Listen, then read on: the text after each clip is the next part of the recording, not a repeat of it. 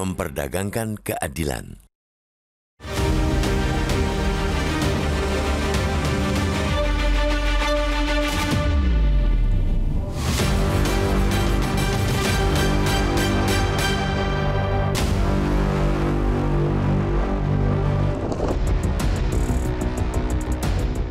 Sepanjang tahun ini, sedikitnya 7 hakim di tanah air harus menjalani proses hukum.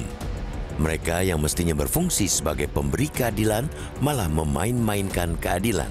3 di antara 7 hakim itu terjerat kasus dugaan suap dengan nilai total 4,67 miliar rupiah untuk memberikan vonis bebas terhadap Gregorius Ronald Tanur dari kasus penyiksaan yang menewaskan kekasihnya, Dini Sera Afrianti, pada 4 Oktober 2023.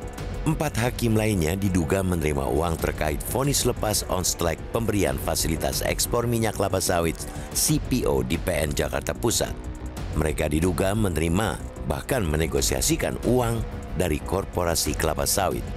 Awalnya, 3 korporasi menyediakan 20 miliar rupiah bagi para hakim.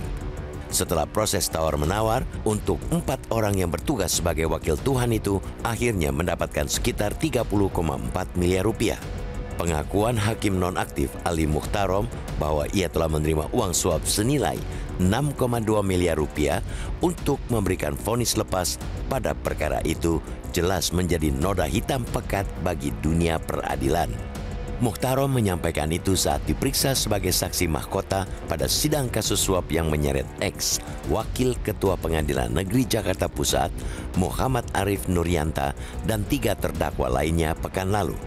Dalam kasus ini, jaksa mendakwa 5 orang hakim dan pegawai pengadilan telah menerima suap dengan total nilai mencapai 40 miliar rupiah. Kejadian itu hanya menambah catatan hitam lembaga peradilan.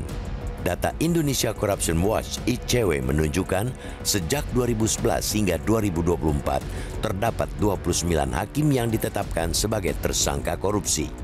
Adapun berdasarkan penindakan Komisi Pemberantasan Korupsi (KPK) sejak 2004 hingga 2005, sebanyak 31 hakim telah terjerat kasus.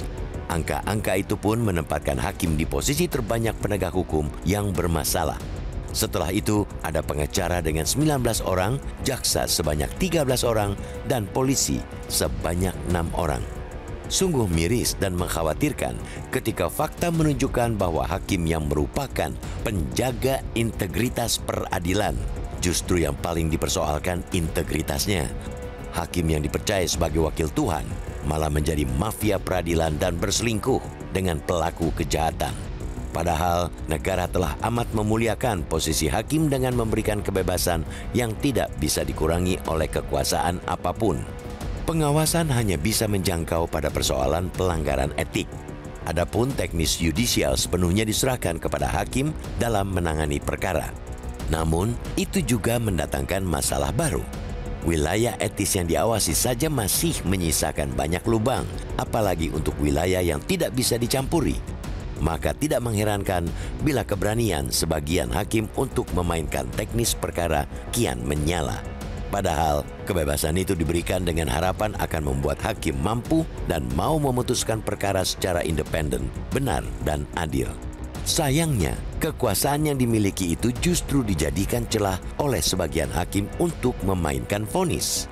Ada gium bahwa kekuasaan cenderung korup dan kekuasaan yang absolut akan pasti korup pun masih benar adanya. Kebebasan dalam membuat keputusan yang merupakan kewenangan absolut bagi hakim justru menjadi celah untuk berbuat culas. Kekuasaan absolut itu justru membuka peluang pengambilan vonis berdasarkan hukum pasar ketimbang pasal. Maka persoalan utama tetaplah pada integritas dan moralitas hakim. Sebagaimana perumpamaan yang pernah diungkapkan Ketua Mahkamah Agung MA Sunarto bahwa hakim memang tidak bisa dianggap sebagai malaikat semua. Namun itu jangan juga menjadikan hakim sebagai setan semua. Menjadi hakim haruslah bersedia untuk memilih antara jalan kemaslahatan dan terkena sanksi oleh MA atau diambil penegak hukum. Menggantungkan asa pada moralitas dan integritas dari lebih 8.700 hakim sama saja dengan harap-harap cemas. negara harus bisa menghadirkan sistem yang membuat jera para koruptor, termasuk hakim. Apalagi, vonis ringan terhadap koruptor di Indonesia bukanlah hal baru.